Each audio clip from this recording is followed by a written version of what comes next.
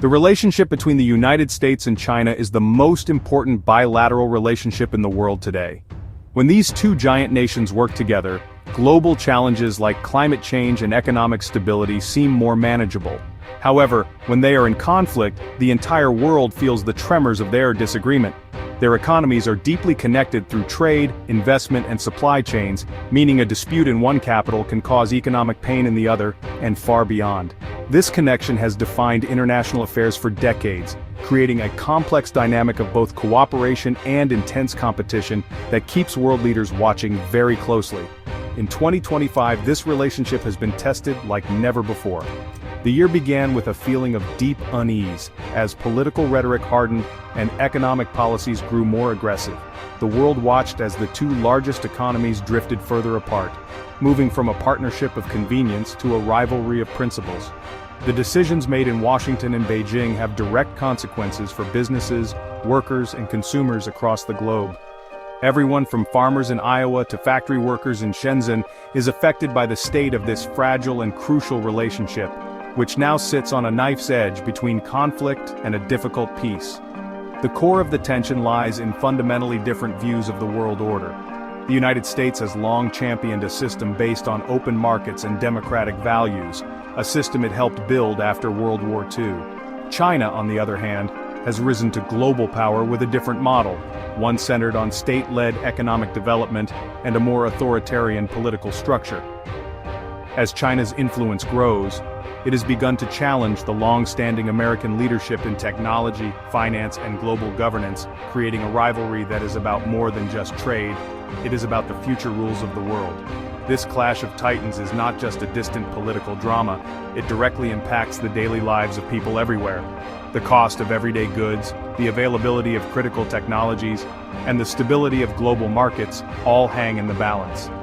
For years, the world benefited from the relatively peaceful integration of China into the global economy. Now, as that era of cooperation frays, we are entering a new and more uncertain period. Understanding the drivers of this conflict is essential for navigating the complex challenges that lie ahead for the international community in 2025 and beyond.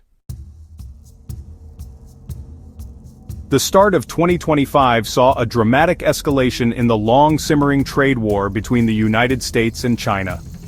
Early in his second term, President Trump moved aggressively to pressure Beijing, seeking to rebalance what he viewed as an unfair economic relationship. On February 1st, his administration announced a significant 10% increase in tariffs on a wide range of Chinese imports. This was followed by the removal of the de minimis exemption, a rule that had previously allowed small-value packages from China to enter the U.S. tax-free. These moves were designed to hurt the Chinese economy and encourage American companies to bring manufacturing back home. China did not hesitate to respond in kind. Beijing swiftly retaliated with its own set of tariffs, targeting key American exports like energy products and agricultural goods, which directly impacted industries in the U.S. heartland. Furthermore, China imposed strict export controls on rare earth minerals, which are essential components for many high-tech products, including electric vehicles and defense systems. This move was a clear signal that China was willing to use its dominance in critical supply chains as a weapon in the trade conflict, creating significant anxiety for American manufacturers who depend on these materials. The situation spiraled rapidly through the spring. What began as a series of targeted tariffs quickly exploded into an all-out economic battle. By early April, the conflict reached its peak intensity. The United States had raised its duties on Chinese goods to an astonishing 145%, making many products prohibitively expensive for American importers and consumers. In response, China pushed its own tariffs on U.S. goods up to 125%, effectively closing its market to many American companies. This tit-for-tat escalation sent shockwaves through the global economy, disrupting supply chains and creating immense uncertainty for businesses everywhere. An attempt at de-escalation in May proved to be a false dawn. Officials from both sides met in Geneva and announced a temporary truce, offering a brief moment of hope that the worst was over. However, this fragile agreement collapsed within weeks. The United States accused China of violating the terms by continuing its restrictions on rare earths, while China pointed to new U.S. export controls on advanced AI chips as a breach of faith. The failure of this truce demonstrated just how deep the mistrust had become, pushing the two nations back to the brink of a full-blown economic confrontation. After months of damaging economic conflict, a breakthrough finally emerged in early June 2025. Following intense negotiations in London, and a critical direct phone call between President Trump and President Xi, both sides announced they had reached a handshake agreement. This new deal was not a comprehensive peace treaty but rather a framework designed to pull both nations back from the brink.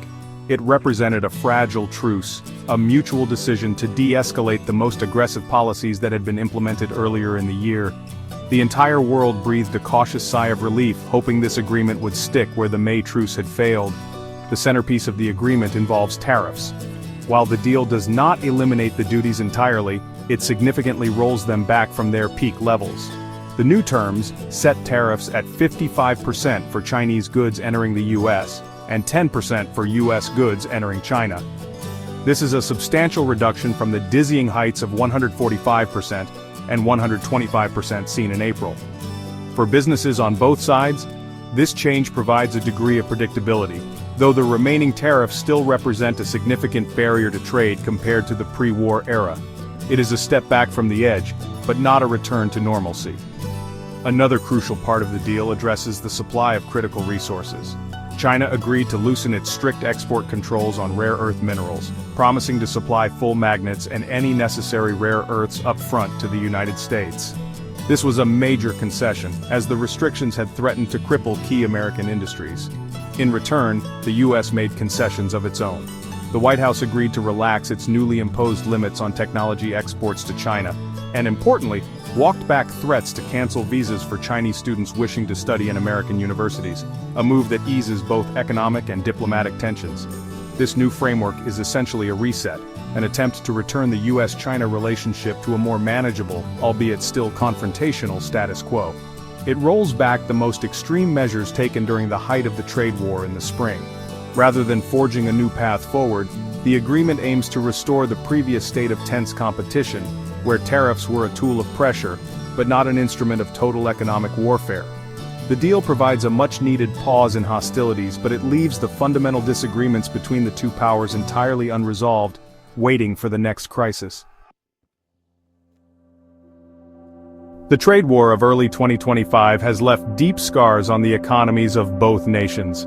In the United States, economists are still forecasting an industrial recession for the middle of the year. This is partly because many companies rushed their orders in the first quarter to get ahead of the expected tariff hikes, creating a slump in activity later on. The high tariffs on Chinese goods have also directly contributed to rising inflation, making everyday products more expensive for American families. This has eroded the real disposable income of households, meaning people's paychecks do not go as far as they used to. The economic pain is not confined to the US and China. The intense trade tensions have weakened the industrial outlook for major American trading partners like Canada, Mexico, Japan, and South Korea. In Europe, the conflict has prolonged an existing industrial downturn, as global supply chains were thrown into disarray and business confidence plummeted. The interconnected nature of the global economy means that a fight between its two biggest players inevitably creates collateral damage across the world, hurting jobs and growth in countries that had no direct part in the dispute. Despite the relief brought by the June agreement, experts remain highly skeptical about its durability. Many analysts see it not as a breakthrough, but simply as a temporary pause in a long-term cycle of conflict. Myron Brilliant, of DGA Albright Stonebridge Group, noted that the relationship appears to be stuck in a pattern of escalation and de-escalation, with little substantive progress being made on the core issues. The memory of the May truce, which collapsed so quickly, looms large. This history of failed agreements makes it difficult to trust that this new truce will hold for long. Looking ahead, the future of US-China relations remains deeply uncertain. Ongoing legal and diplomatic disputes continue to simmer beneath the surface. For instance, China's lawsuit against the US at the World Trade Organization is still active, and a US court recently ruled that President Trump lacked the authority for his sweeping tariffs, a decision the administration is appealing. This persistent uncertainty dampens business and household sentiment, making companies hesitant to invest and consumers wary of spending. The fragile truce of June 2025 has stopped the bleeding, but the patient is far from healed.